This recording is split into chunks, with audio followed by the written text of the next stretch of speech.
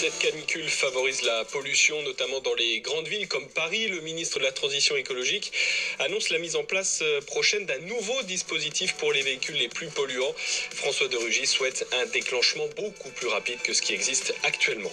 Un homme roué de coups en gare de Nancy hier soir. Il est dans un état de mort cérébrale. Plusieurs jeunes se sont acharnés sur cette personne de 62 ans pour des raisons qui restent encore inconnues à cette heure-ci. 3 jeunes ont été interpellés, parmi lesquels des mineurs. À Nantes, c'est un jeune de 24 ans qui est recherché. Il a pu tomber dans la Loire après la fête de la musique. Selon France Bleu Loire-Océan, 14 personnes en tout se sont retrouvées dans le fleuve après un mouvement de foule déclenché par une intervention de la police. Les forces de l'ordre ont voulu faire éteindre des sonos d'un concert.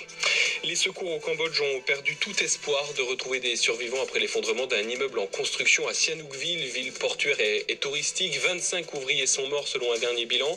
4 personnes ont été arrêtées, dont le propriétaire chinois de ce bâtiment. Les investissements venus de Chine sont très nombreux dans ce pays d'Asie du Sud-Est.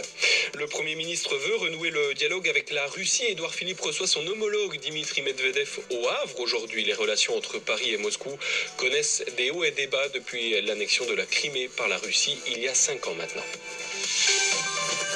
France Info. Les titres. France Info, il est 11h40.